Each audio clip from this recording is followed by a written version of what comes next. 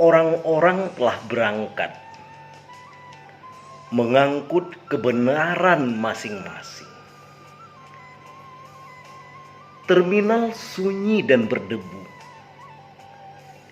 Tinggal sumpah dan serapah, serta umpatan dan cacian sepanjang jalan.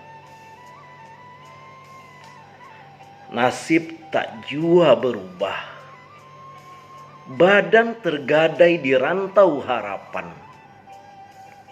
Entah bila masa bisa tertebus.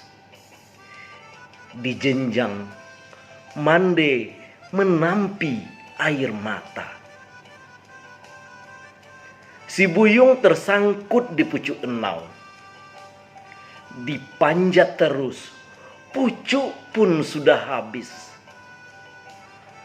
Hendak turun pun, ijuk dipenuhi saga. Penyengat pun datang menyerang pula. Mengangkut kebenaran, karya Nofrizal Sadewa. Halo sahabat semua, apa kabar?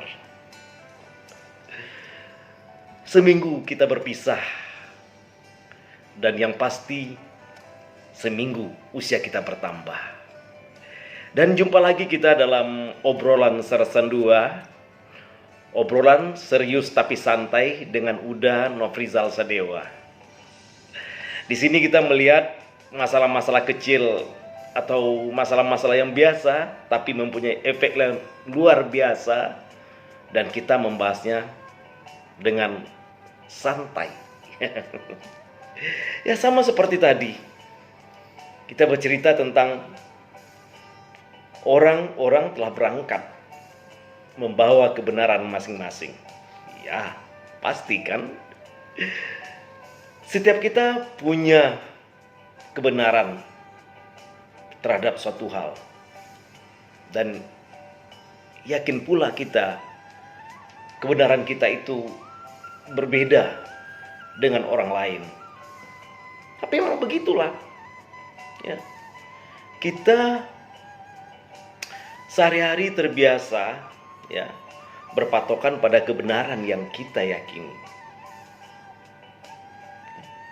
Tapi kita lupa kebenaran itu universal, luas. Kebenaran sama dengan orang buta memegang gajah. Jika yang satu memegang belalainya, dia bilang kebenaran itu panjang. Jika yang satu memegang pahanya, dia bilang kebenaran itu besar. Tapi sesungguhnya saya yakin tidak ada yang lebih benar dari kebenaran itu sendiri. Tapi kita tidak terlalu jauh membahas itu ya. Tapi ini perilaku kita sehari-hari ya, yang selalu merasa benar, sehingga kita bawa kemana pergi kebenaran itu.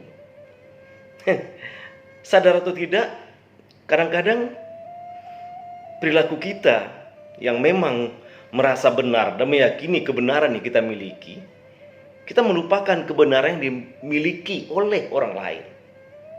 Ya, jadi menurut kita yang benar ya kita saja.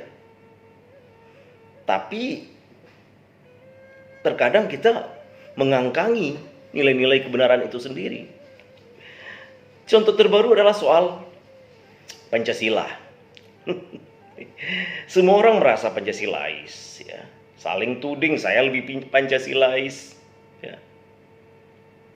Si A lebih Pancasilais, atau provinsi itu kurang Pancasilais. Karena mereka merasa mereka sudah memilikinya ya. Mereka merasa benar dan mereka merasa sudah menguasai atau sudah memiliki Pancasila itu. Namun mereka lupa. Di mana lupanya? Lupanya apakah mereka sudah menerapkannya dalam kehidupan sehari-hari?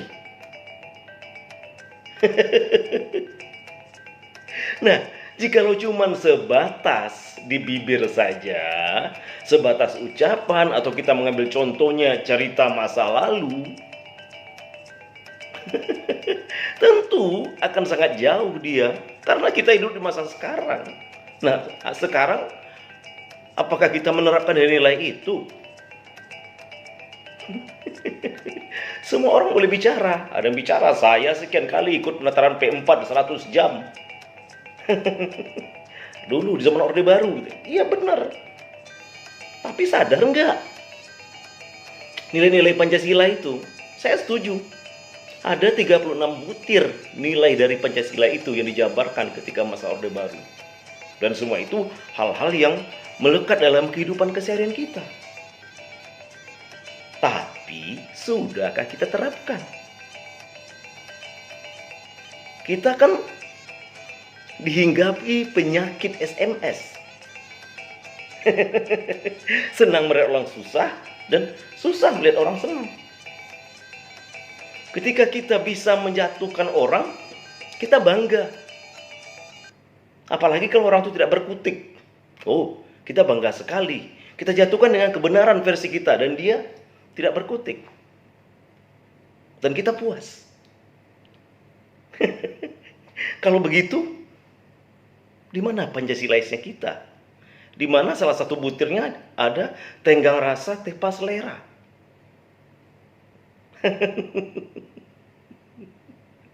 Jadi bagaimana? Apakah kita dengan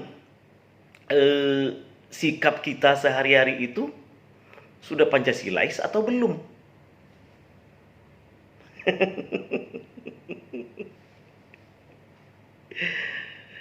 Kita masih memandang sesuatu itu dari sudut kita.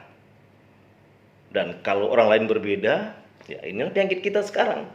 Kalau orang lain berbeda justru dianggap salah.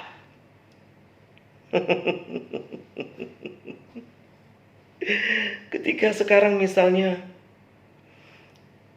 semua merasa hebat, semua merasa benar, tapi mereka lupa apakah cara mereka menyampaikan kebenaran itu sudahkah dengan cara Pancasila. Coba deh gali lagi, coba baca lagi 36 butir Pancasila itu. Kalau itu kita terapkan dalam kehidupan sehari-hari, sadap. Tentu sangatlah hidup kita ini indah dan teratur. Tak akan ada rusuh di mana-mana. Tapi begitulah kita. Ada banyak orang menginginkan kebenaran. Tapi hanya sedikit orang yang dapat menerima kebenaran. Betul. Karena setiap orang ada masanya. Dan setiap masa ada orangnya. Selamat malam, Indonesia.